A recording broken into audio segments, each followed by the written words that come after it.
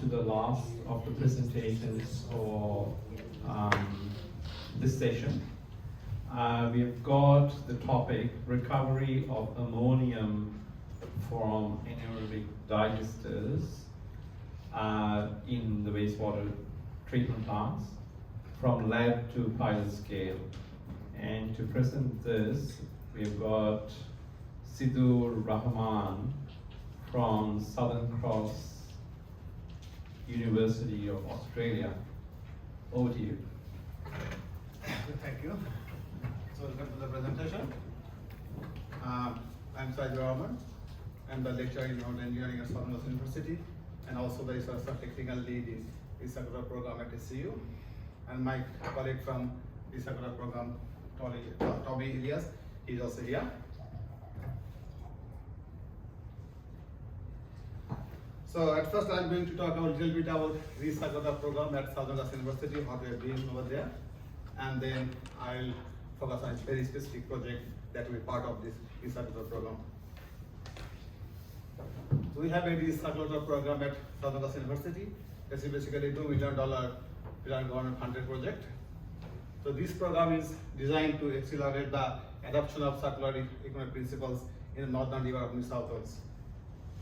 So under this program, we are involved in research and demonstration project in industrial waste areas, nature recovery, plastic waste recycling, and resource recovery from problematic waste and carbon accounting. So you can see we have a different industry partner like High Tanneries, Richmond Dairies, Richmond City Council, Plastic Fire, the CRDC Global, that is technology partner in USA, and also we have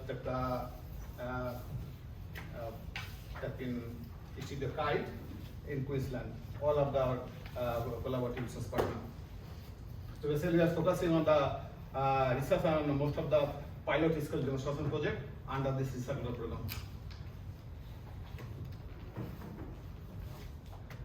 So this is very specific project from under this circular program. You know that the anaerobic digestion system is for anaerobic digestion of agricultural wastewater is now getting popular in Australia.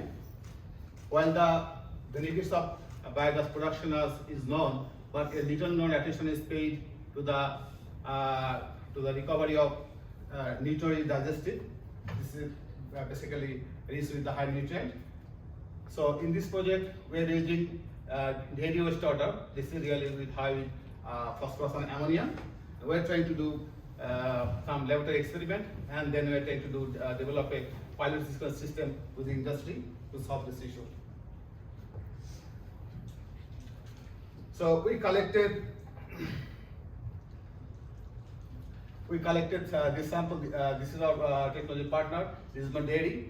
We collected this sample from Richmond Dairies in New South Wales from this anaerobic digester, and then we are going to build pilot system at this property for the demonstration.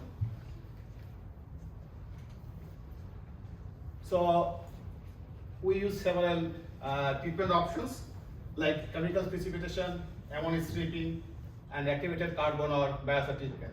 We use three treatment methods for the removal of ammonium and at the same time phosphorus from the dairy processing wastewater. So for the chemical precipitation, we used magnesium chloride in the wastewater with different pH, 9, 10, 11. And then also we collected sample before and after precipitation for phosphorus and ammonia analysis.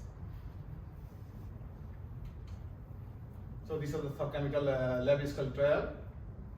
You can see the precipitation of different pH, 9, 10, 11.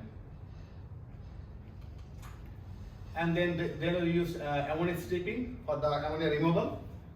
So we basically ammonia stripping was initiated by air blowing through the wastewater system, and then we use other system with like stripping air column to increase the surface area for the contact with the air and the wastewater, and then we collect a sample before and after ammonia stripping for ammonium and phosphate analysis. This is without this. This is without this column. This only air is blowing through the wastewater, and we are using the this column to increase the surface area of the contact between air and the solution. And then we used activated carbon and biochar treatment. Activated carbon means we bought, this is commercial product, this is called GAC, granulated activated carbon, and this is made by coconut shell, we got from the market. And also we used the biochar, that is called hemp biochar. We used hemp biomass and then we pyrolyzed it in a lab. Then we made the hemp biochar.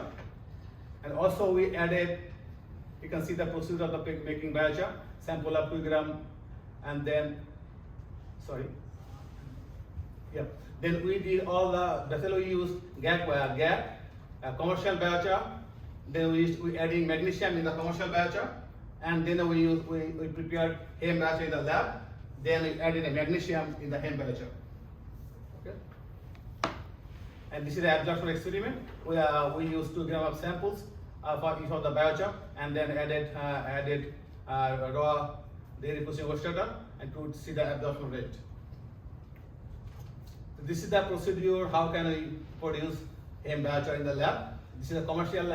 GAT is a commercial biochar we bought from the local supplier, and then we added magnesium chloride in the GAT.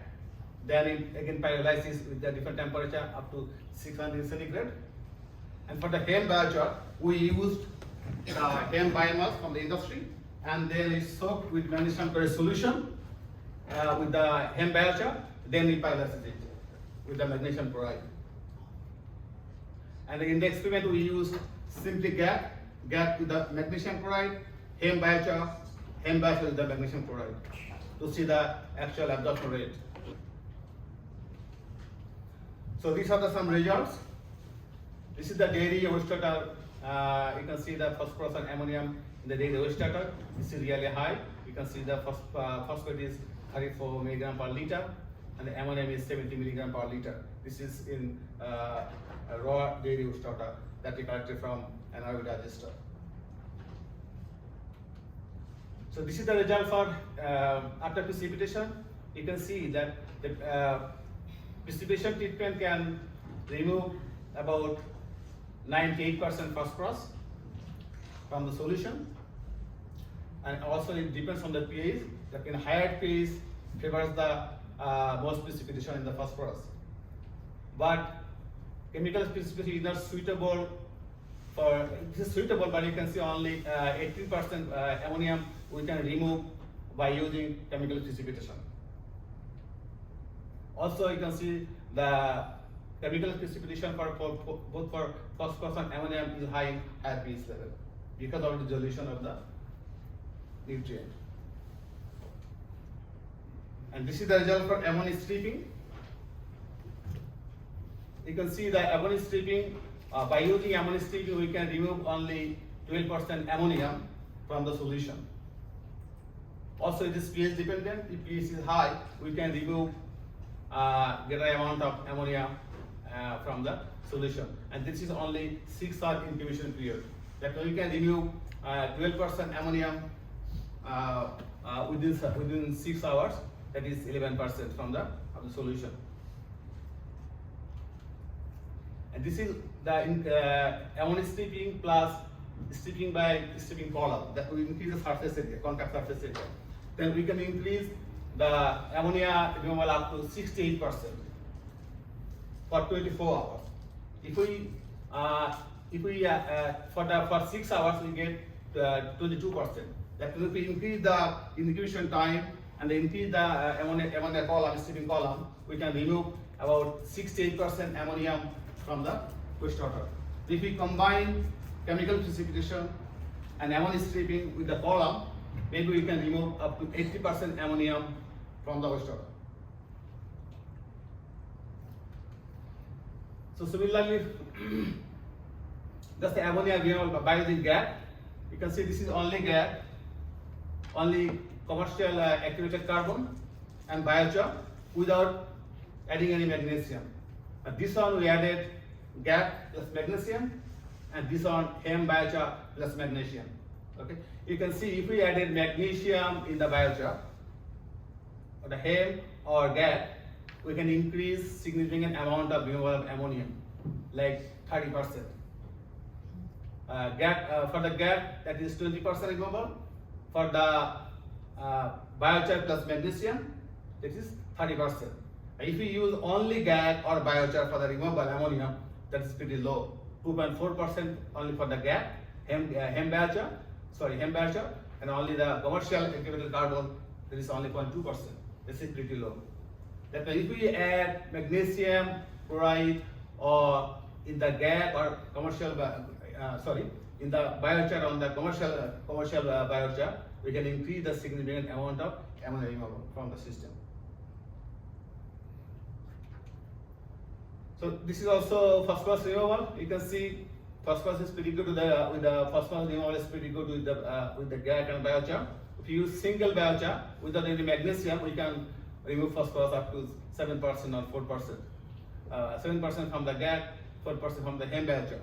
But look at the phosphorus removal, you can remove only 90% phosphorus by using hemp biochar. Similarly, for the GAT, we can remove 80% phosphorus from the system. So now you can see there's a really greater impact depending on the type of biomass that will be used for the GAT preparation.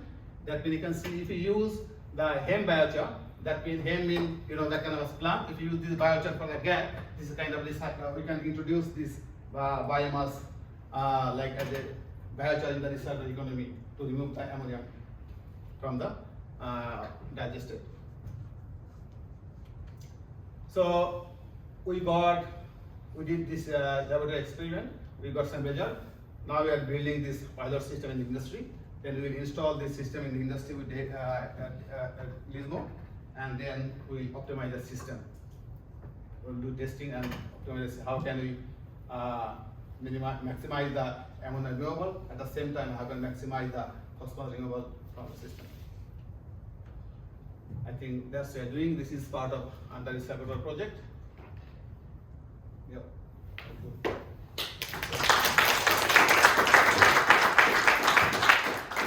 So my colleague over there. Basically, we have a team. Like we have a academic director of this project. We have a CP investigator, and I'm a researcher and the technical lead in this project. Also, my colleague is a researcher also in this project. Okay, thank you for your presentation. We'll open the question time now. We've got time to take at least 3 questions from the floor.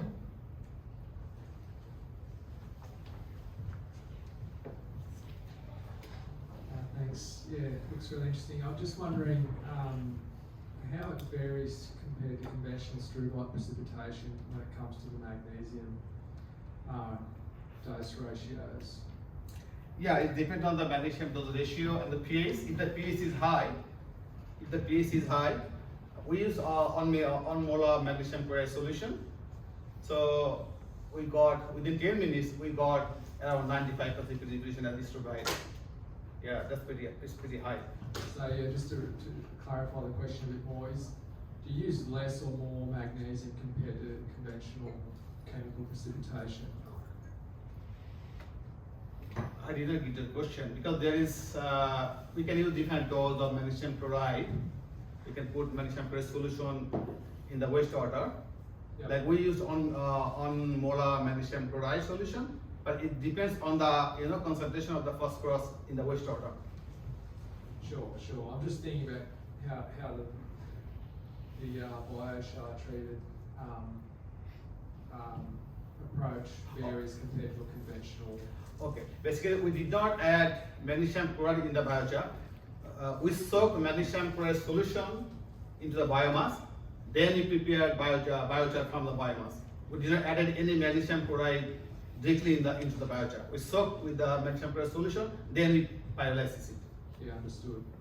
Just trying to get a feel for the input costs compared to conventional technology, I guess. And I think the savings would be from on the magnesium side. I think it would be similar to screw-like precipitation. I think the benefits would be more that you have a capability to remove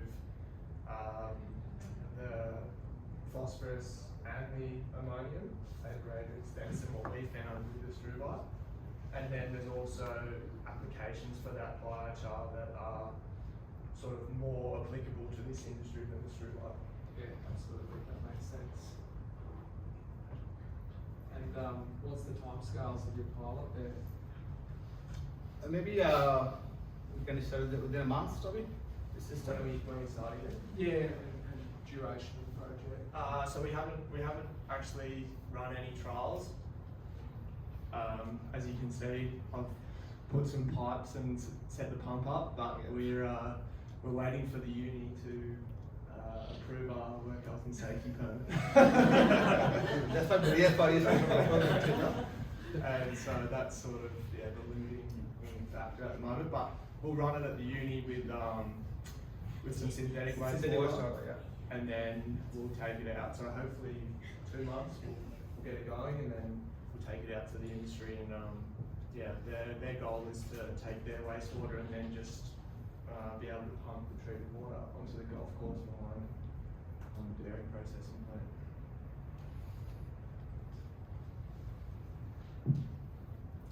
So yeah.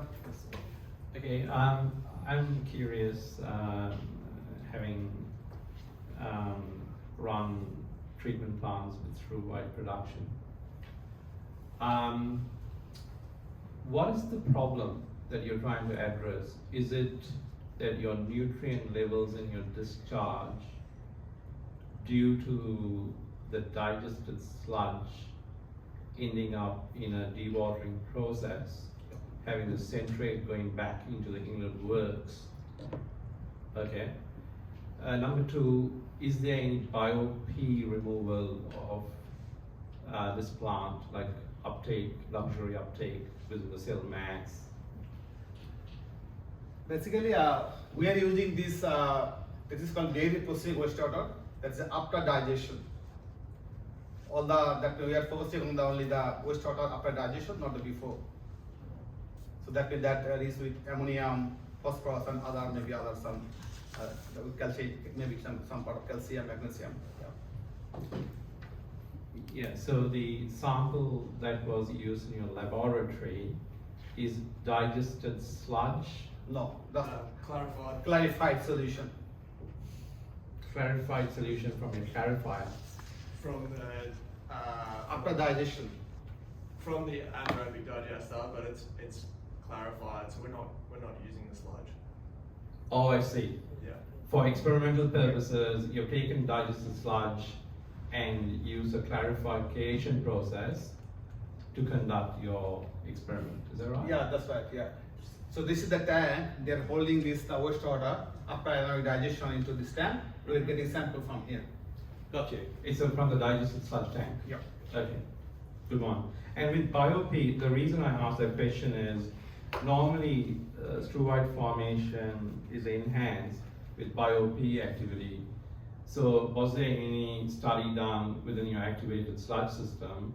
You could use fish techniques, for instance, to look at the cellular level bio-P uptake, because normally there would be release under anaerobic conditions within your AD. Have you guys thought of that?